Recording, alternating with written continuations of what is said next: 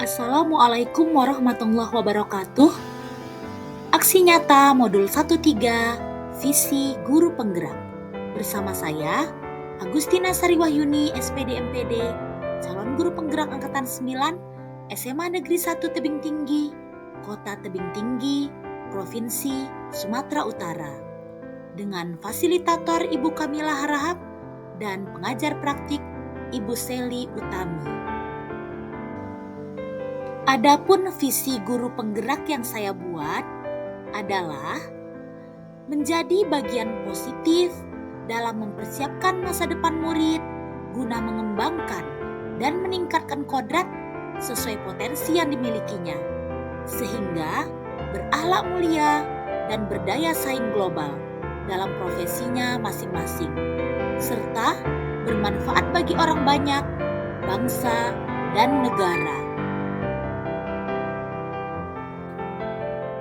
Visi tersebut akan saya wujudkan dengan prakarsa perubahan, meningkatkan kreativitas dan motivasi belajar murid melalui pemanfaatan teknologi. Aksi nyata yang saya lakukan untuk mewujudkan visi guru penggerak saya adalah dengan 3 tahap. Tahap pertama, perencanaan. Tahap kedua, pelaksanaan, dan tahap ketiga, refleksi. Kita masuk ke tahap pertama, yaitu tahap perencanaan. Pertama, saya berkonsultasi dengan Bapak Kepala Sekolah. Kemudian saya berkonsultasi dengan rekan sejawat satu tim teaching, yaitu MGMP Kimia. Selanjutnya, masih di tahap perencanaan, saya berkolaborasi dengan rekan sejawat yang ahli dalam bidang IT. Beliau berbagi praktik baik pengalamannya mengenai model atau metode pembelajaran yang tepat dengan memanfaatkan teknologi untuk meningkatkan kreativitas dan motivasi belajar siswa. Masuk ke tahap kedua, yaitu tahap pelaksanaan. Para murid menggunakan gawai yang dimilikinya secara berkelompok.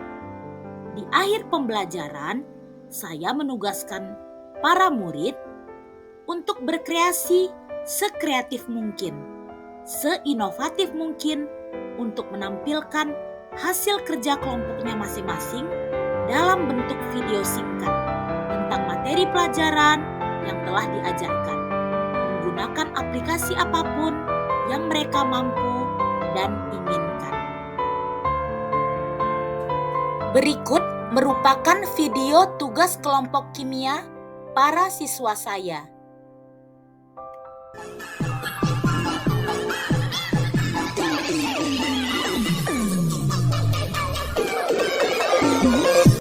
Nih, kenalin guru cantik kami.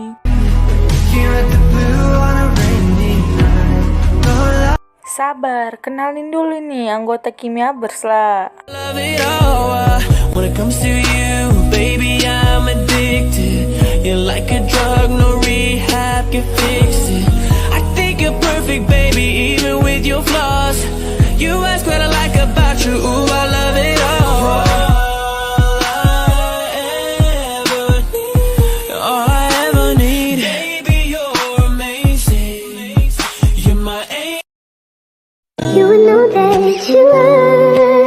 Berang-berang gotong kaki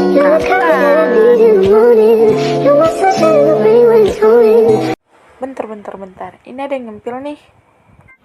Baik, kali ini saya akan membahas materi tentang sifat logam dan non-logam. Sifat logam memiliki warna lebih mengkilat seperti logam, padat, keras, serta dapat menghantarkan listrik dengan baik atau konduktor.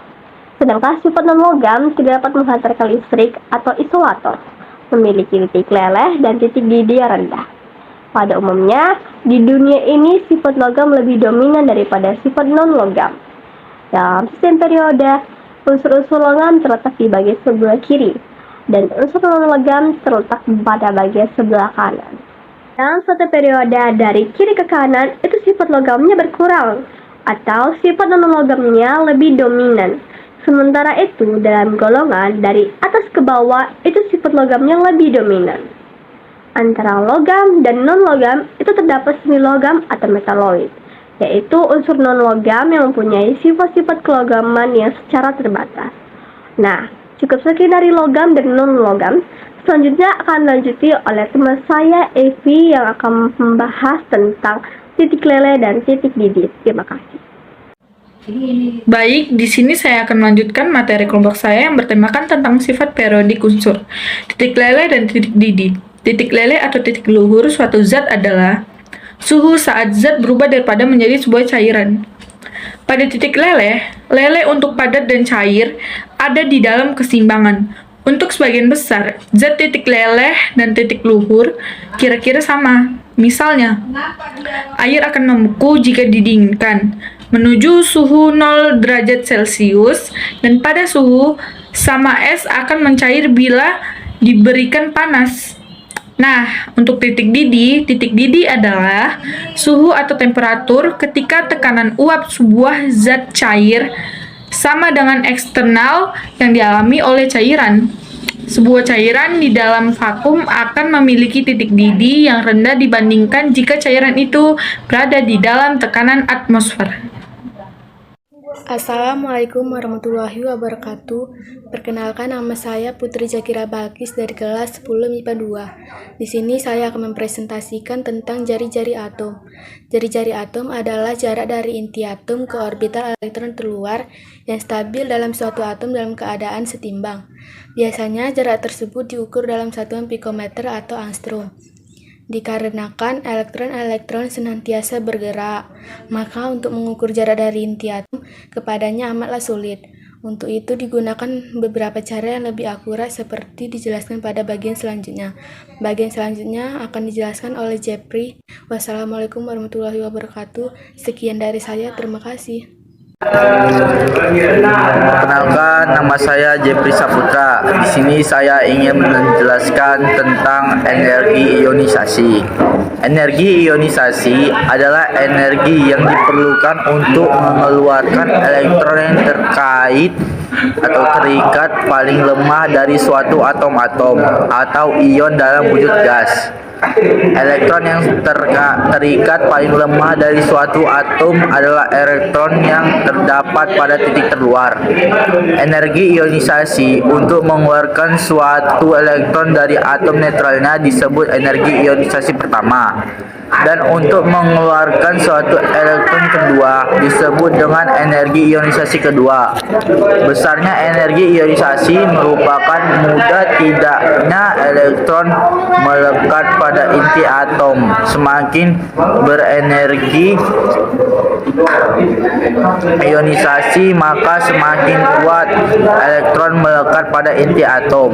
Energi ionisasi dan elektron berbanding lurus besarnya. Energi ionisasi dipengaruhi oleh ukuran jari-jari atau atom atau jari elektron pada kulit terluar. Dengan inti atom, maka panjang jari-jari atom semakin jauh elektron pada kulit terluar.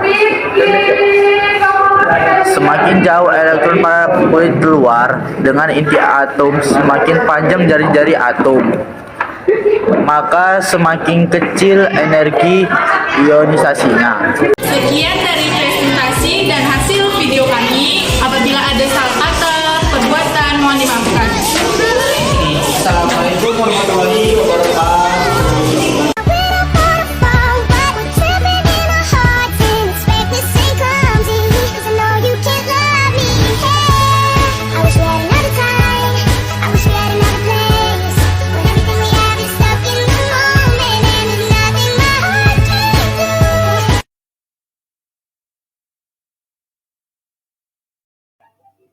Sebelum saya akhiri aksi nyata modul 13 ini, sebuah pantun dari saya. Batas RI dan Malaysia Selat Malaka. Jalur pelayaran penting hal yang nyata. CGP Belajar Alur Merdeka, diakhiri puncaknya aksi nyata. Demikianlah aksi nyata dari modul 1.3 tentang visi guru penggerak. Salam guru penggerak, tergerak, bergerak, menggerakkan. Salam dan bahagia. Terima kasih. Agustina Sariwahyuni SPD MPD, calon guru penggerak angkatan 9, SMA Negeri 1 Tebing Tinggi, Kota Tebing Tinggi, Provinsi Sumatera Utara. Wassalamualaikum warahmatullahi wabarakatuh.